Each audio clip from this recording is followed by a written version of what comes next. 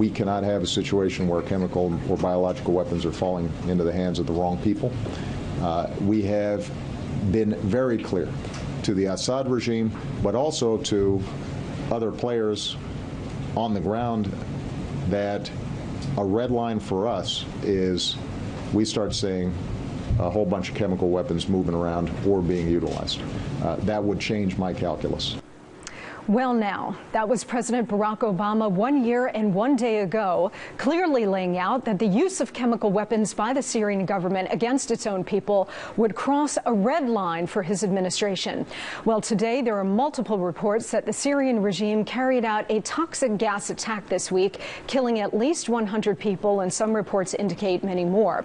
And while the government is denying it used chemical weapons, earlier today the White House was asked directly what it would take for America to use military force. So far in Syria, more than 100,000 people have been killed. That's effectively like wiping out the whole city of South Bend, Indiana. How many more people in Syria need to die before the U.S. does employ some use of force beyond the humanitarian aid that we're providing or the provisions of small arms before there is a U.S. military use of force? Peter, what the president does is he's evaluating difficult foreign policy problems like this, is assess the national security interests of the United States of America. And that's exactly what the president has done in this circumstance. And he has assessed that the best way for us to tackle this problem is to work closely with our international allies to present a united front to the Assad regime. It has involved working with our partners to try to pressure Bashar al-Assad to respect basic human rights and to leave power. It has involved providing assistance to the Syrian Opposition Council and to the Syrian Military Council to aid them as they fight against elements of the Assad regime troops who are waging war against them. It also means providing humanitarian assistance. Well, that answer alone explains why other countries have stopped taking America seriously. Let's not forget, back in June, the White House confirmed that Syria had, in fact, used chemical agents against its people. Joining me now with reaction are Fox News contributor, former spokesman for the U.S. ambassador to the UN, RicGrenell, and from the Lawfare Project, Brooke Goldstein. Great to see both of you. Welcome. Rick, let me begin with you because about a month ago when Samantha Power, our new U.S. ambassador to the United Nations, was testifying in front of Congress as part of her confirmation hearing, she called U.S. and UN Security Council inaction on Syria, quote, a disgrace. Today, the Security Council held an emergency meeting, and there are some reports that our ambassador, Samantha Power, was a no-show, couldn't even bother showing up. First of all, can you tell us if that, in fact, is true? And secondly, where is her responsibility to protect? Right, exactly. I mean, she basically won the Nobel Peace Prize putting forward this idea that we had a responsibility to protect. Then she went inside the White House and really told us that she was going to be there to watch over all these crises around the world. The simple fact is she's been on the job for 19 days now, and she was a no-show at an Emergency Security Council meeting. Now, the problem with this, Monica, is that we've been told for years by the Obama administration that our policy is via the UN. The only thing we're doing is via the UN. If our policy is all about the UN, how can we not have our UN ambassador show up for an emergency meeting on Syria? What does the White House think is going on? Do they actually think the American people are just going to be fine with this? This is really an outrage. When President Obama decided to make that promise, literally weeks before his re-election campaign, we knew then that this was a candidate Obama promise that would fail, and we've seen multiple times he hasn't been able to keep this promise. And on that promise, Brooke, he promised a, quote, red line. Now it looks like that red line is a pink fuzzy line, apparently. What happens when the U.S. president draws a red line, the enemy crosses it, and then there are no consequences coming from the United States? What does that mean for our credibility and our ability to influence events there?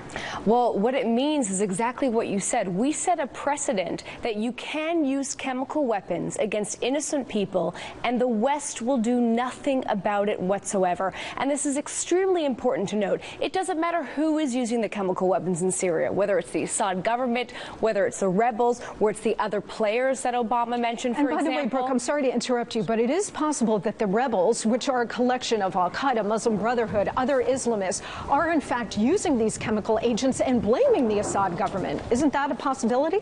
Absolutely. And these rebels are also now fighting with Muslim Brotherhood. They're fighting with Al-Qaeda, and they have a direct passage to Iraq where U.S. and coalition forces are fighting. And if we set this red line and we don't keep it, we're saying to them, go ahead, use chemical weapons. You can do so with impunity. Here's the difficulty with this situation, which is so complex, Rick. We talk about the Syrian quote-unquote rebels. As we mentioned, it's an eclectic group of Al-Qaeda, Muslim Brotherhood, other Islamists that are fighting the Assad regime. The Assad regime is no walk in the park. Assad is a brutal, brutal dictator. He's been shown to be absolutely ruthless. But if he falls, we could either get total chaos, or we could get an Islamist regime, or a combination of both, a la Egypt, in which case we have a situation that's far worse for U.S. interests and the interests of our ally, Israel. Well, you and I both know that Assad is really a brutal dictator, but some in this administration think he's a reformer. Some of those people are actually Secretary of State at this point. Here is the reality, Monica, is that Syria is becoming Yemen. It is becoming the place where all Islamists and radicals are having a safe haven. And sadly, this is happening on the United States' watch. I mean, when we in 2006 helped push back the Syrians out of Lebanon, it was a big day. It was a time when we were telling Iran that this is no more. You are not going to be the bully of the region. But since then, since Obama has been president, we've had an NSC that really has looked the other way as all of this is happening. If you look now at Jordan and the problems that they're having, Lebanon, even Turkey, obviously Israel, we've got a region in chaos, and all of the crazies are going into Syria with a safe haven. And here's the thing, Brooke. Bernard Lewis, the great Middle East historian, once said after 9/11, the question isn't why do they hate us? The question is why do they not fear us? Under President Obama, these radical Islamists do not fear us. They no longer do. And secondly, after the Arab Spring, they have learned to no longer fear the local tyrants, Mubarak, Assad, Gaddafi. And so now what you have is exactly what Rick pointed out, which is a region that is imploding and a total collapse of our credibility. Right, and it's interesting that you mentioned 9/11 because we all know that Osama bin Laden went on and called for 9/11, saying, look, we bombed the USS Cole. Look what happened to the American embassies in Africa. We did nothing, and that encouraged terrorists to attack us on 9/11. We have a policy not only of turning the other way when it comes to the slaughtering of Christians, when it comes to the use of chemical weapons. We have a policy of coddling the Muslim Brotherhood. We have Muslim Brotherhood, and you and I have talked about them before, in the government. And I can name it right here. I can name Arif Ali Khan, who is our Assistant Secretary of Homeland Security for Policy Development, who is a Muslim Brotherhood agent within our government, who is advising our foreign policy. This is a question that all Americans deserve an answer to. And I think you've touched on a very important point, which is that our president is sympathetic to their cause, at the very least. Brooke, Rick, great to see you guys. Thank you so much.